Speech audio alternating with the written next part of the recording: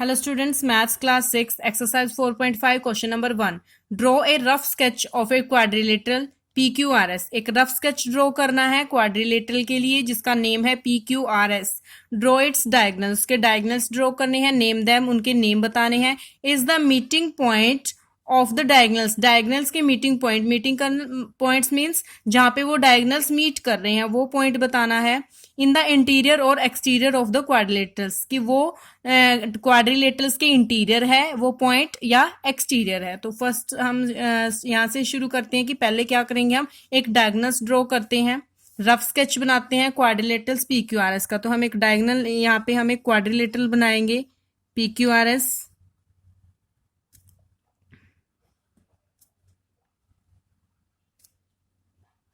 हाँ जी, क्वाड्रिलेटरल्स क्या होता है, 4 लाइन सेगमेंट को ज्वाइन करने से जो लाइन बनती है, जो पॉलीगन, 4 लाइन सेगमेंट को ज्वाइन करने से जो क्लोज फिगर बनती है, जो पॉलीगन बनता है वो होता है क्वाड्रिलेटरल्स.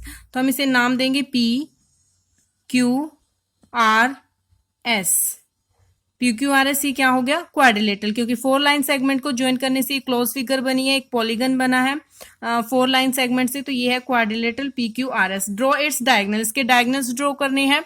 तो डायगनल्स कौन से होते हैं, अपोजिट वर्टेक्स से मीट करने वाली लाइन क्या होती है, डायगनल्स. तो Q है, Q के अपोजिट क्या होता है, ये Q है, Q के अपोजिट कौन सा वर्टेक्स है, S. Q के अपोजिट है S, तो यानी कि हमने जो अपोजिट वर्टेक्स से मीट करने वाली लाइन होती है वो होती है डायगनल. तो Q से S पे एक लाइन ड्रॉ करते हैं, Q से S को, यहां से Q से लेके S तक ये लाइन ड्रॉ करते हैं QS. तो QS क्या हो गया, डायगनल. अपोजिट वर्टेक्स से मीट करने वाली लाइन क्या होती है, डायगनल. तो एक डायगनल कौन सा होगा, P है, एक वर्टेक्स P है और इसके अपोजिट कौन सा वर्टेक्स है, R. P से R एक लाइन ज्वाइन करवाएंगे PR. तो ये क्या हो गया, एक सेकेंड डायगनल हो गया. तो ये सेकेंड डायगनल का नाम है PR. ये हो गया QS एंड सेकेंड PR. ये 2 डायगनल्स होते हैं जो अपोजिट वर्टेक्स से मीट करती हैं, वो लाइनें होती हैं डायगनल्स. इसने कहा है कि नेम दैम, उनके नाम बताओ. ड्रॉ इट्स डायगनल, हमने डायगनल्स को ड्रॉ कर दिया. नेम दैम, उनके नाम बताने हैं, तो हम लिखेंगे यहाँ पे name of diagonals. Name of diagonals, name of diagonals है QS and PR. QS and PR, ये 2 डायगनल्स है. अब आगे कह रहे हैं is the meeting point of the diagonals, diagonals का मीटिंग पॉइंट. ये 2 डायगनल्स है, ये कहां पे मीट कर रहे हैं, इस पॉइंट पे. इस पॉइंट को हम ले लेते हैं O. क्या लेट किया हमने इसे, O.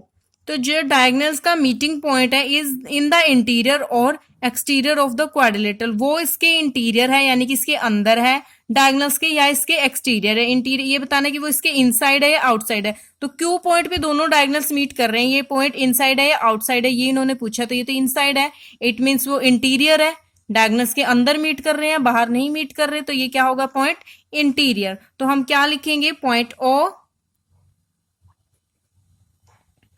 O in the interior of quadrilateral.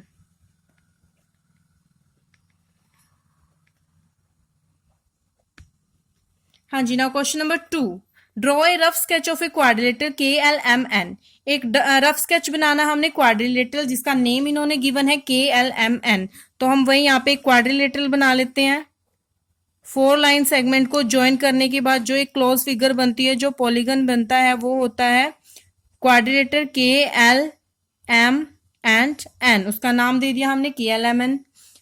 A part है 2 pairs of opposite sides. 2 pair बताने हैं अपोजिट साइड्स के. अपोजिट साइड्स मतलब जो आमने सामने वाली साइड होती है वो होती है opposite side.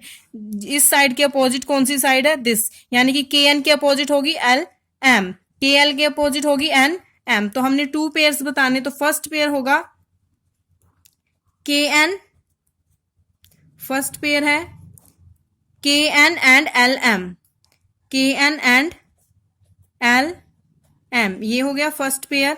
And second pair क्या होगा, सेकेंड पेयर हम लिखेंगे, सेकेंड पेयर होगा KL and NM, KL and NM, ये हो गया सेकेंड पेयर. क्योंकि आमने सामने वाली साइड क्या होती है, अपोजिट साइड. KL साइड है तो इसके अपोजिट कौन सी होगी, एन एम, और के एन साइड है, इसके अपोजिट होगी एल एम, जो हमने यहाँ पे लिखी है B part. Two pairs of opposite angle, तो हमने टू पेयर्स बताने हैं अपोजिट एंगल के। जैसे अपोजिट साइड बताई थी कि आमने सामने वाली साइड क्या होती है, अपोजिट, ऐसे ही आमने सामने वाले एंगल क्या होते हैं, अपोजिट एंगल। इस एंगल के अपोजिट कौन सा एंगल है, ये। इस एंगल के अपोजिट कौन सा एंगल है, ये। तो हम लिखेंगे एंगल के, एंगल के अपोजिट कौन सा है, एंगल के को लिख सकते हैं हम एन के एल, एन के एल।